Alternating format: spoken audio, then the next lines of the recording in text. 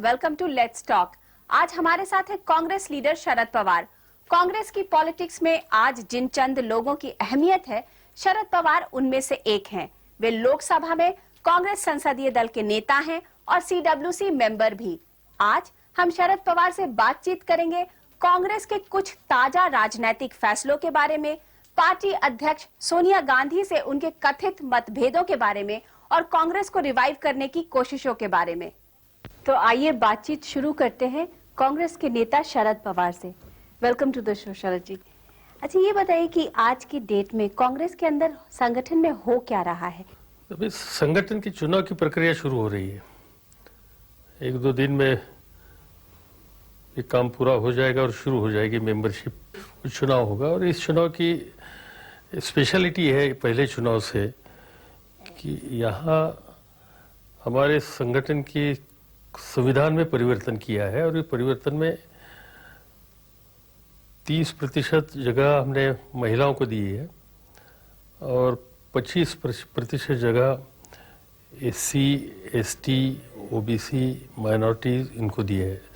समाज को जो वर्ग हमेशा संगठन से दूर रहता है, समर्थन देता है संगठन को, मगर उनको निर्णय लेने की प्रक्रिया में उनको अधिकार नहीं होता, उन सभी को साथ लेने का काम इस संविधान के परिवर्तन में हुआ है।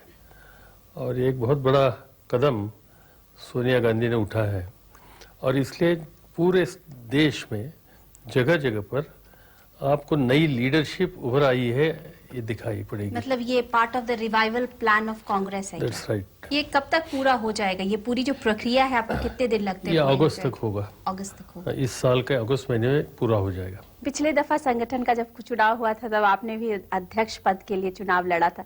क्या इस दफा भी कुछ आपके प्लान्स हैं? नहीं, बिल्कुल नहीं। जनरली इस समय क्योंकि सोनिया जी ने जिम्मेदारी लेने के बाद संगठन में एक सुधार हो रहा है, हमारी पार्टी मजबूत हो रही है, कांग्रेस कार्यकर्ता का गांव-गांव में काम करने वाले हौसला बढ़ रहा है और आज मिलकर पार्टी को मजबूत करने की आवश्यकता है और सभी ने उनको सहयोग देने की आवश्यकता है।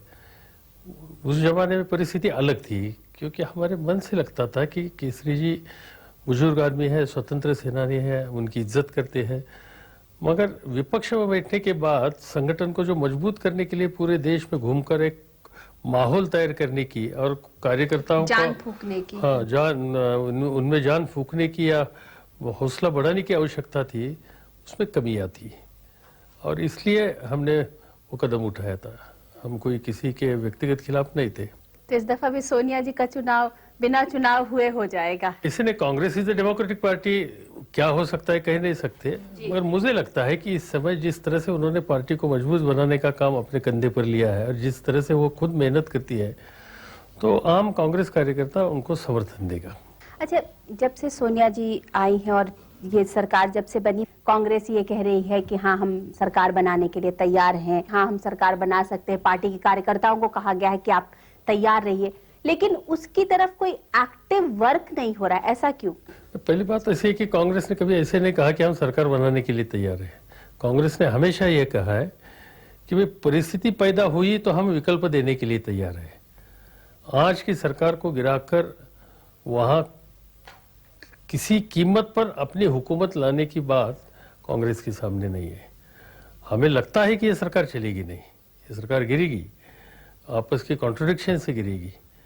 इतनी 16-17 पार्टी की जो हमेशा कीमत देनी पड़ती है, इससे शायद तरस होकर कोई एक्सट्रीम डिसीजन वाजपेयी भी ले सकते हैं और इसलिए कांग्रेस कार्यकर्ताओं ने चाहे विकल्प देने की या चुनाव की तैयारी, सभी के लिए सतर्क रहने की आवश्यकता है। इसलिए हम लोग बार बार उनको अपील कर रहे हैं। लेकिन ऐसा क्यों ये परसेप्शन जा रहा है कि कांग्रेस जो है वो थोड़ी कंफ्यूज्ड सी स्थिति में है इस मसले पर, क्योंकि वो जो एक ऑपोजिशन को लीडरशिप प्रोवाइड करने की जरूरत है in order to in case if this government gets destabilise, उस स्थिति में नहीं है। बिल्कुल नहीं, कांग्रेस बिल्कुल इस बारे में क्लियर है, कांग्रेस बिल्कुल कंफ्यूज नहीं है। जिस दिन परिस्थिति पैदा हो जाएगी तब कांग्रेस सामने आएगी, जिम्मेदारी अपनी संभालेगी। मगर आज की स्थिति में सरकार बनाने की जब बात हम करते हैं तब हमारे पास है 140 member of parliament in the house of 542। 140 से काम नहीं होता। हम लोगों को डिपेंड करना पड़ेगा और कुछ साथियों को जरूरत पड़ी तो हम उनको साथ भी लेकर जाएंगे। मगर साथ साथ सरकार बनाना एक बात है और सरकार ना ठीक तरह से चलाना दूसरी बात है। और जब सरकार चलाने की बात है तब आपकी विचारधारा पर, आपके कार्यक्रम पर सरकार चलाने की आवश्यकता हुई। और ऐसी कुछ शक्तियां हैं कि जो हमसे चाहते हैं और सेक्युलरिज्म को मदद करती है, हमें मदद करने के लिए तैयार है, मगर आर्थिक और कई क्षेत्रों में उनकी और हमारी विचारधारा अलग है। खास करके लेफ्ट पार्टीज। लेफ्ट पार्टी है, कोई क्षेत्रीय पार्टी भी है, और जब विचारधारा में फर्क होता है तब कॉमन प्रोग्राम पर सरकार चलाने के लिए इतनी बात आसान नहीं होती। और आज की जैसी परिस्थिति है कि भले आसान हो या ना हो, मगर कुर्सी पर बैठे रहो, इस पर कांग्रेस जाना नहीं चाहती है। विद इन द कांग्रेस भी ये कहा जा रहा है कि एक गुट है जो कि बहुत हावी है इस बात से कि नहीं, कांग्रेस को किसी भी तरीके से ये सरकार गिरा करके अपनी सरकार बनानी चाहिए। ये इश्यूज कोई किसी एक व्यक्ति के या गुट के ऊपर नहीं रहता, ये पार्टी में कलेक्टिव थिंकिंग करके होता है। इसमें पार्टी का थिंकिंग कलेक्टिव होगा। कहा यह भी जा रहा है कि यही गुट है जिसने हावी होकर के किसी भी तरीके से बिहार के मसले पर कांग्रेस को लालू के साथ कर दिया। नहीं, ये सच नहीं। कांग्रेस ने लालू को मदद करने की बात सबने मिलकर तय की। अच्छा, जिस तरीके से कांग्रेस ने राष्ट्रीय जनता दल का साथ दिया, लालू प्रसाद यादव का साथ दिया है, तो अभी आपको लगता है कि आप लोगों का जो ये मुद्दा है कि हम कांग्रेस को रिवाइव करने की कोशिश कर रहे हैं, वो बिहार में कारगर सिद्ध होगा? थोड़ा बहुत इनिशियली तकलीफ होगी, मगर हमें ये विश्वास है कि हम पार्टी वहाँ रिवाइव कर सकेंगे। वहाँ के कांग्रेस साथियों की एक कुछ भावना अलग थी, ये मैंने भी देखा है, मैंने खुद सुना है।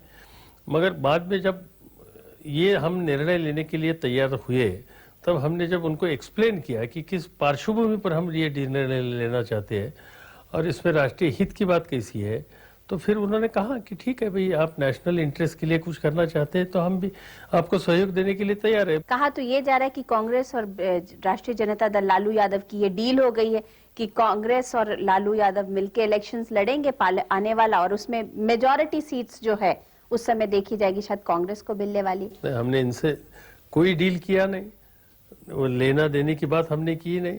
हमने प्रिंसिपल पर ये निर्णय लिया है और आज तक हमारे सामने कोई किसी के साथ जाने की बात नहीं है। शरद पवार से ये बातचीत जारी रहेगी, लेकिन एक शॉर्ट कमर्शियल ब्रेक के बाद।